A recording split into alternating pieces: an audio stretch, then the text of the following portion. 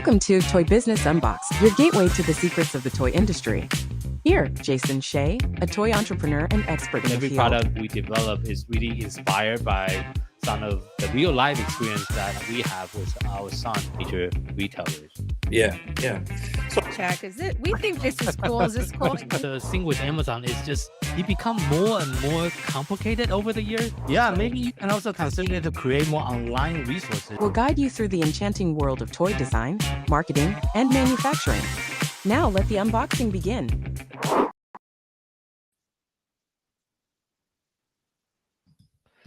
Hello. Welcome back to another toy podcast episode. Today we are thrilled to dive into the fascinating world of STEM education with Emma, and the mastermind behind Learn to Solder Kit, and her background in software engineering, and also her mission to inspiring the next generation of innovator. Emma's story is just as very interesting as her award-winning kids as well. So get ready for another very insightful conversation on entrepreneurship, education, and power of hands-on learning. Thank you for joining with me on the podcast today, Emma. Yeah, thank you for having me. I'm excited to be here. Yeah, and can you first start out sharing with our audience a little bit the inspiration behind your toy company, which is Learn to Solder Kits, and how did your background in software engineering really influence your business as well? Yeah, absolutely. So my background's in engineering. That's what I studied in college. That's where I started my career. I was a software engineer for about 10 years. Before I switched into entrepreneurship and running my own business, though I'd always been interested in entrepreneurship. And I was inspired to create Learn to Solder Kits from outreach I was doing in the community. So part of the company that I worked at the time, we led workshops for high schoolers to introduce them to engineering, inspire them to hopefully become engineers themselves, right? And then maybe join our company or another company in the future. I was involved in a lot of these outreach programs. And one of the outreach areas that I really enjoyed doing was electronics outreach. It's very hands-on. I'd done a little bit of electrical engineering in college as part of my engineering degree. It's very inspiring when something lights up, right? You build it for the first time and it turns on. So I ran these workshops with some other people in the community. And I wasn't super impressed by the other kits on the market. There are a lot of other kits, and they fill different needs. But the problem I was running into is a lot of them were too complicated, right? They could take hours to complete. And for a high schooler who's maybe only at the workshop because their parent told them they had to go, or they're not so sure that engineering's for them. Being given this 2-3 hour complicated electrical engineering project is frustrating, right? And it often doesn't work at the end. It's either not finished or something goes wrong. And so I decided to design very simple kits that only take 30 minutes to do, designed really for the workshop experience, for teachers, to make it easy for them to do this first project so the child is inspired, right? And then hopefully then they want to do the 3-hour project, right? After that, and they have a little bit more resilience in learning and excitement about that. It makes sense. Okay, that's actually you kind of answered my second question already. I know your kids have won a lot of different awards with its innovative approach for STEM education, and you mentioned that your kids is designed to make it a little bit easier for the kids that's just getting started into using the product. But besides that, what else that set your product really apart, and how do you engage with the young learner? Great question. So each of the kits that we've designed, we have 3 right now that we sell, are designed to be tactile in some way. We found that interacting with the project was very rewarding. A lot of the other easy beginner kits on the market, maybe they flash an LED or something, which is cool, but there's no interactivity activity. Do you have a kid physically with you right now? I usually have one on my desk. I've got Yeah. one in packaging right here. Like, here's how they come before you assemble them. This is our jitterbug kit. And this includes a vibration motor in it. And so Oh, once it's completed, the jitterbug vibrates on the table. So you turn it I on see. and it moves around, and you can feel it vibrate. Blink is another one of our kits which has push buttons. So you push the buttons and it lights up. Okay. So each of our kits has this interactivity aspect that we found is just really engaging with new learners, right? They build it, then they control it, right? And they turn it on and they have that kind of moment of inspiration. And then the other thing we focused on was just really high quality parts. That's something across all of our kits is we use really high quality parts that are going to stand up to the abuse of an early learner, right? The the Okay. specific skill Yeah. you learn with our kits, if your listeners aren't quite familiar with electronics, is soldering, which is Yeah. where you take a very hot soldering iron and you melt metal and you connect electronic components to the printed circuit board. And of course, this can lead to melting parts and melting other things. If you're new, right, which is Yeah. what our Yeah. kits For are sure. designed for, For sure. making mistakes is part of the process. Mhm. And so all of our parts are rated for high temp, right? They're much higher quality parts than you typically find in a beginner kit. Mhm. So students can be successful that first time. I see. So I think like education and educating the teacher and parents seems to be a key aspect of your business model, and I'm pretty sure that's also a big part of your marketing strategy. Can you elaborate on how you approach this and what kind of impact that you have seen with your business? Definitely. We get a lot of inquiries from both parents and educators. From the parent side, it's often, I have this child who's very interested in engineering. I'm not Mhm. an engineer myself, Yeah. but I want to foster this, right? Their Mhm. interest. What do I do, right? Where do I start? And it's Yeah. often a great opportunity for a parent to learn alongside a child too. And we often Yeah. encourage that this is a great project. You can learn to solder too. You're never too old, right? And so for parents, we encourage that. And then for educators, some of them have done maybe a little bit of programming in the classroom, a little Yeah. bit of 3D printing, but haven't quite made the step to soldering. But they're interested in it. We send free kits to any educator who wants them. They can request Mhm. an evaluation kit to try out for themselves before they purchase for the classroom. And that is a super popular program for us where a teacher Mhm. can actually do the project. If they've never soldered before, they can learn and feel Yeah. confident in their skills, right? Or if they Mhm. have soldered before, they can try our kit and see how it's different from what they've used before. Is there a typical age range that you're trying to serve right now with your Yeah, product? we aim for 12 and up. We Okay. definitely had kids younger who've done it, but I think 12 is the age where I feel comfortable recommending it. We get a Yeah. lot of late middle school, high school teachers, and then Okay. even into early college is a big Oh, really? market for us. I For see. your first intro to electronics class, or trade Mhm. schools often purchase our kits as well. I see. And I think balancing the sales between the individual consumer, like the parents, versus educator is quite different. How do you navigate those, different customer segment, and what kind of challenge have you faced so far? Yeah, good question.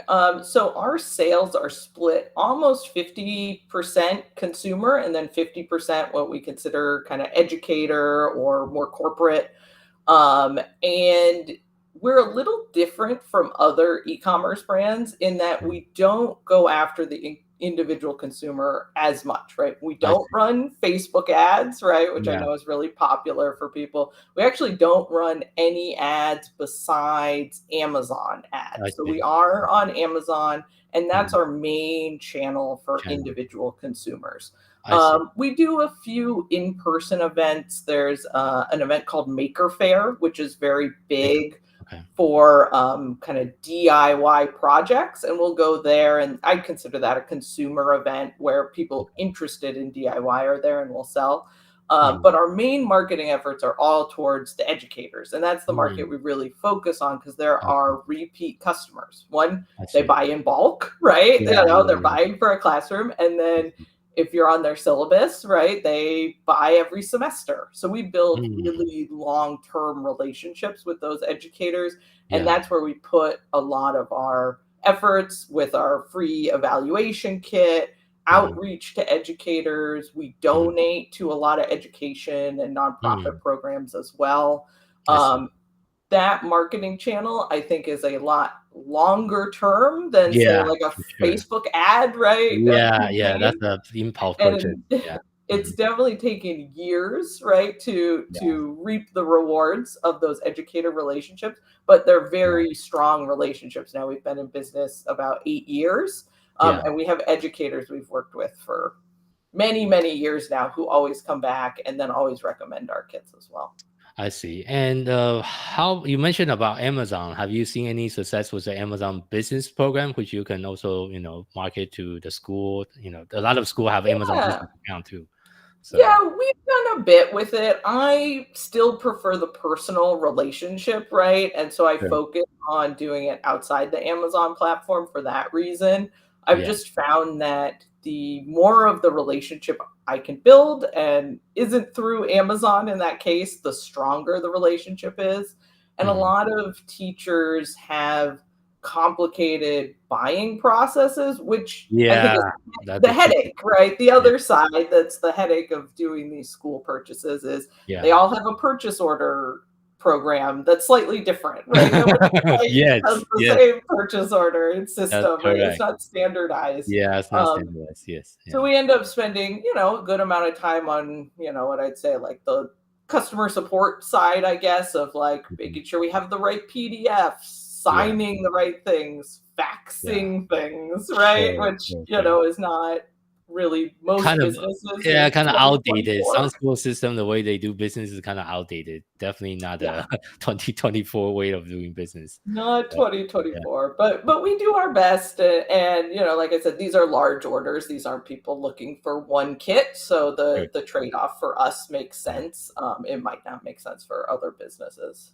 My next question is kind of segue on the retail channel because I know sounds like you have quite a bit of success with school. How about Mhm. specialty toy store? How are Great those channel question. working for you?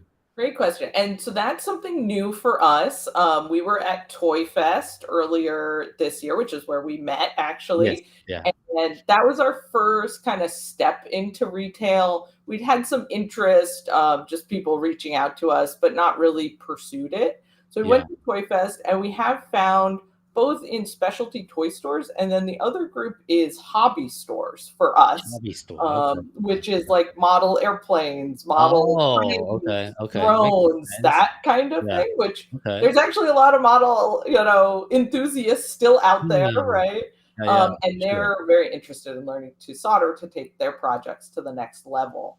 I see. I think for toy stores, the good and the bad is we're a very unique product. There's Sure. not a lot of people who sell a product like ours. We're for Yeah. an older age range, right? Which Sure. Yeah. some toy stores don't serve. Yeah. But Yeah. then if they're looking for an older toy, older age range toy to stock, there's not a lot of competition in that Sure. market. So, That's true. That's here true. we are. Yeah, that's true. That's a good way to look at it. How about science museum? Does science museum work Science well for museums you? are very popular. Yeah, Yeah, that is something science museums love our kits. We've had some long-term relationships with science museums. yeah. We are just getting into the Computer History Museum. Whoa, nice, So we'll be added to their gift store soon.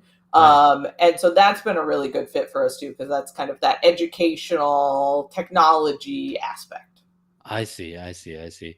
And I think last time when we spoke, you also was considering international expansion as far as for the Yes. brand. What factor are you currently considering when you are trying Oh, to great enter into question. the? So, yeah, since we last spoke, we now ship to Canada, which is Okay, very exciting. We have officially expanded on our Shopify store. to Canada. So one of the challenges with international shipment, and as I'm sure your listeners will have experienced, or if they're thinking about it, is every country is a little bit different with Yes. customs and Yeah. duties and Mhm. regulation. We ship batteries as well because batteries come in the kit, Yeah. which adds another level of Layer. complexity, Yeah. right? And there's actually some new compliance laws coming out in different countries around batteries, and we're making some updates to our kit. So we'll be compliant in I see. Australia, the UK, because we plan to expand there as well. In your current packaging, does it come with English and French? Not yet. Not yet. Not yet, which I know is technically a requirement in For parts of Canada. Canada. Yeah, part of Canada. But we decided to start shipping. We just started a couple months ago, I see. and we're gonna go from there and add the French translation soon. I see. The reason why I also mention it is if you want to consider to expand to Amazon Canada, that's actually the requirement. You have to have French on the packaging. So yeah. So okay. And I know you have a very unique background because you used to be a software engineer. Now you're like an entrepreneur. How is that previous role prepare you to run your own business? That's a great question. So whenever I think about engineering, I really think about it as solving problems. As a software engineer, maybe you're solving problems with code, right? As an electrical engineer, you're solving problems with circuits, right? And any type of engineering is really just about problem solving. And I think business is all about problem solving too, right? Yes. I mean, one, finding the problem for, your consumer, right? What problem are they trying to solve? And then, of course, the logistics, operations. I mean, there's many challenges, exciting problems to solve in business. It never ends. And so I think that problem-solving background, right, and looking at trade-offs applies really well to business in a way that most people don't expect. Sure, I don't use code to solve my problems very often. I still write a little bit of code sometimes, but now it's more about efficiency and documentation and logistics, but all of those are just more problems to figure out solutions to. I see. Can you share some like memorable stories or moment of impact when you see like how the kids or the school interact with your product? Any story you want to share? I mean, every time I see a kid complete the project and it lights up for the first time is amazing because the project lights up, right? And then you see their eyes light up, right? Like they have this spark of this moment that it all clicks for them, that they did it, right? And one of the teachers we have a long-term relationship with, he actually just completed 50 kits. So he's taught 50 students to teach in his class with 50 different kits. And he sent me pictures along the way of all of these students lighting up their kit for the first time. And it's amazing to think that not all of them are going to be engineers, but one day out of those 50, I feel like there's at least one, right, who's going to say, I became an engineer because I built this kit and it was amazing and I wanted to build more, right? And that's it's kind of like a little inspiring. seed inside their mind. Little seed, right? And I think a lot of students don't always get exposed to the hands-on side of engineering. I think it's gotten better over the years, right? There's a lot more coding in schools, a lot more projects. But when I was younger, engineering was math, right? They said, oh, if you want to be an engineer, you better be good at calculus because otherwise it's not for you. And math was really boring and I wasn't very good at it. I'm going to be totally honest, right? Like there were cool parts, but I was not a strong academic candidate for engineering. I see. But I loved building things. I loved taking things apart, which my mother hated, right? Like I would take apart the toaster, I would take apart all the things. I could never put them back together. And then I loved building things with my hands and seeing the actual creation. And that's what led me to a career in engineering. I actually joined a robotics team in high school, right? And that was a very inspiring moment for me and led me on my whole career. I had these amazing teachers and mentors who fostered that and showed me that engineering could be my career, which is kind of how I wanted to create Learn to Solder kits, to give back to those teachers, right? And say, here's this kit, you can teach more kids like me that engineering isn't just math. You got to do some It math, could be fun right? too. Yeah. But it can be fun and exciting, and it's not Mhm. just really boring. Mhm.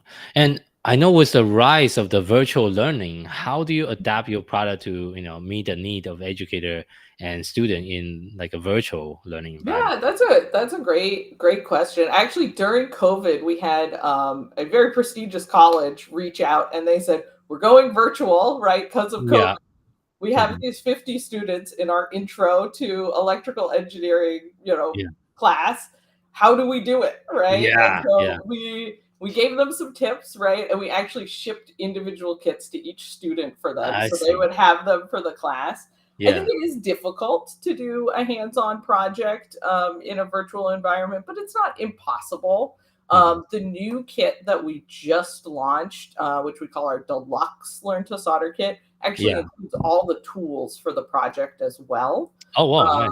So we used to just sell the individual kit. I was selling. This is what we started with, very small, right? Yeah. You have the Mhm. tools at home, or you purchase them separately. But now you can get all the tools as well, and that has I've noticed is popular now with educators as well for their students to say, here is everything you need, and you can have it at home. Your own soldering iron. You can do Mm. more projects, right? Here's your first project included, and then from here we're going to build on that. For sure, for sure. And it's also like the collaboration between, the teacher and the students. And I think with your background, you done a lot of the software development in the past. Like, what is your vision? Are you using a lot of AI? Because that's kind of the trend right now. Are you using a lot of AI in your businesses, processes, and with your product right I now? actually don't use any AI. I feel like Okay. the engineers, the technologists are going to come for me, but I don't use any AI currently. I've Oh, played okay. around with it. I think Yeah. there are some interesting things coming out, and I'm excited to keep following it, right? And see what other tools come out. But honestly, a lot of the problems that we're solving in business can just be solved with more efficient processes, right? And Yeah. so I Yeah. really focus on that, more efficient processes, more quality checks, those sort of Yeah. things from the human side. Yeah. And maybe we'll have AI help us in the future. We'll see. I see. I'm a huge advocate for AI. I'm actually encouraging my entire team, which I have a team of 9 people right now in my business. Mhm. We encourage everyone to take additional training on AI and like try to bring up us with at least 1 or 2 different use case on how they can implement AI Yeah. into their daily work. Which I'm actually using AI on a daily basis to answer emails, come up with project, even come up with processes and workflow using AI, which really So what's speeds things up. your Yeah. best use case then? I'm just curious, right? Best AI My use case. best use case is really using AI to come up with like a draft of like a SOP of a business process I Mm, was working on. And based on that draft, of course, that's where the human intervention need to come in and do some critical thinking and see right. is this process that AI was suggesting actually makes sense. But it will save you a lot of time to come up with a draft that you can just Mhm. go into ChatGPT and give a prompt and this is a business process I'm trying to design. Can you come up with this step, the initial step? Yeah. And that will save that really trimmed down a lot of the time for us because right now we in my business one of the big focus is creating additional SOP, creating additional Mm, workflow on yeah. every single aspect on the operation, marketing, sales, every single aspect of the business needs some kind of SOP. So that's actually where I'm using it quite a bit right now. So Well, I might use it soon. We'll see. I'm still watching and waiting, but I know a lot of people are using it. yeah, and if you look at our social media, a lot of image we use is all AI generated for social Mm. media marketing as well. So that save a lot of time. So you Yeah, of can course. application for social media marketing, business process, almost anything you can think of. You have some kind of Yeah. application to it. So as well, wrapping up today's interview, I think we discussed a lot of different topic, and I know you have a very interesting background and also as an entrepreneur if you have to just share one piece of advice with someone that's getting started in the toy industry, what would that be? Yeah. I think my advice is always to just launch your product. Just get it out the door, right? And Yeah, it's yeah, hard. Like that sounds like yeah, really easy advice, right? People are like, "Oh, obviously." But actually to launch your product is very challenging, right? There's yeah, many steps you have to figure out on the way. because I have so many people who come to me with these great big ideas of what they want to build, this whole line of products, right? All of Yeah. these things.